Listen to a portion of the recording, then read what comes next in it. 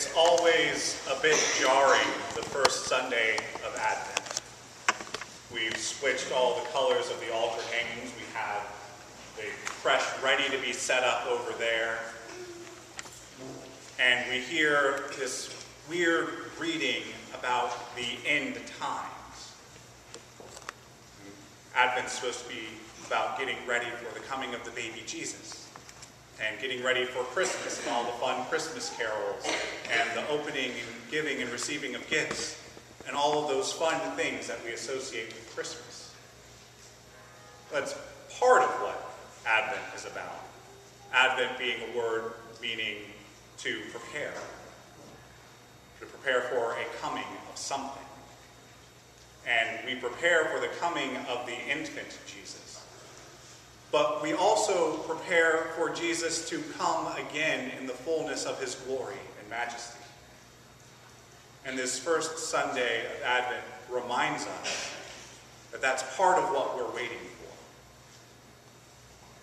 And we're left waiting, not really knowing when it's going to happen. I don't know about you, but I remember reading the Left Behind series when it came out. And those books and similar books have kind of shaped popular opinion of what the end of times will look like from a Christian perspective. You have this idea that there's going to be this great rapture where a certain number of people are going to be taken up into heaven by Jesus, and there's going to be a group of people left behind, and they're going to have a period of time of trials and tribulation. And at the end of that time, Jesus Christ will come back and will reign forever. That's not really supported by Scripture.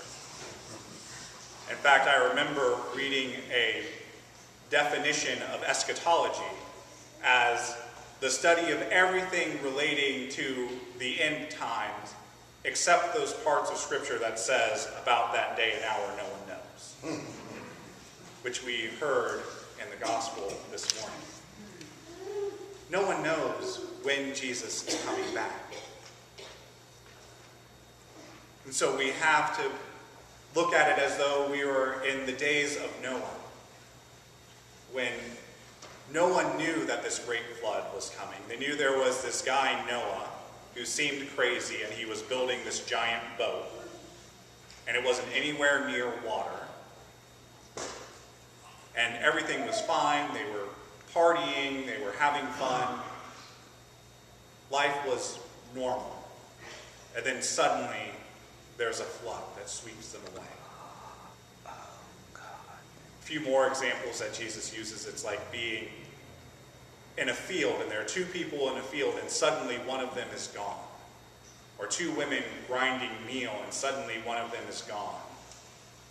I think this is the part where the Left Behind group picked up on those people being left behind. But it's not about who's left behind and who goes.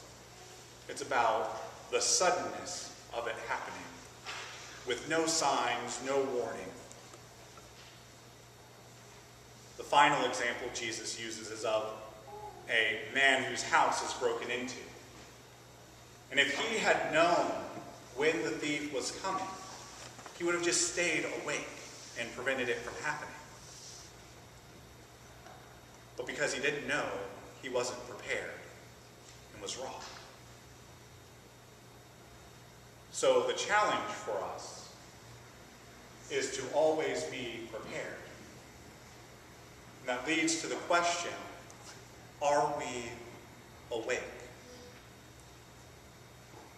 Most of us are physically awake at this point, with some heads maybe nodding a bit. Some of us may not be mentally awake yet. We may still be pre-caffeinated. But I'm asking, are we spiritually awake?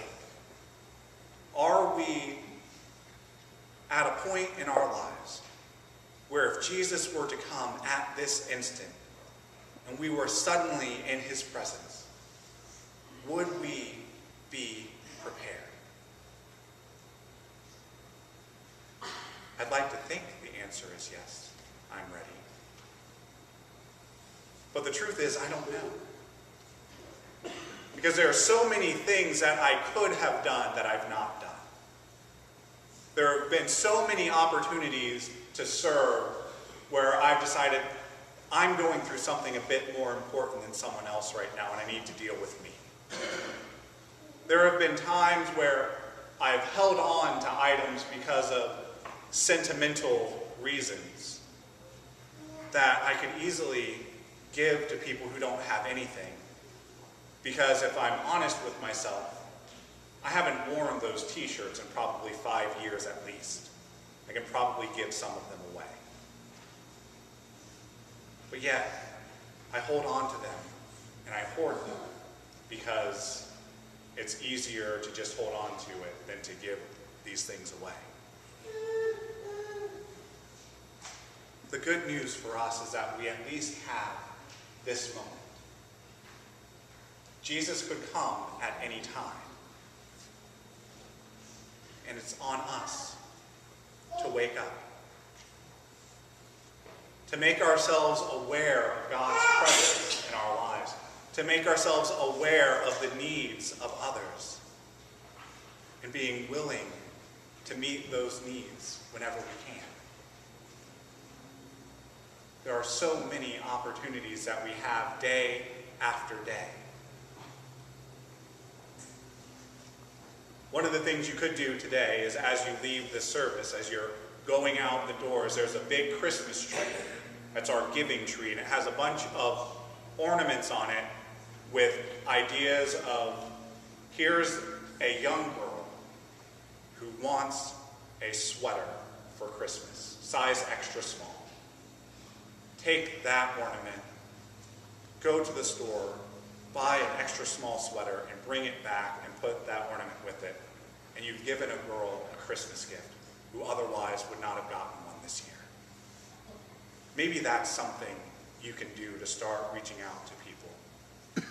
Maybe you could be more aware of the injustices going on in our world and speak up about them. To take an active role in seeing that justice is for everyone, not just a select few. Maybe you could look at the people who are alone for the first time this holiday season and be with them as they struggle to find out what life is like without this person who meant so much to them for so much time. There are millions of things you could do. So are we awake? Are we prepared to do those things? Are we ready to meet the needs of our world? We don't know when Jesus is coming back. We won't know. There have been plenty of people who've tried to figure it out. There was a group that at one point said that anyone who was born in 1912 or earlier would still be alive when Jesus came. They had to revise that date. They had to revise that date again. They've revised it at least 4 times, I think. Because no one knows when it's going to happen. So all we can do is make sure we are always ready.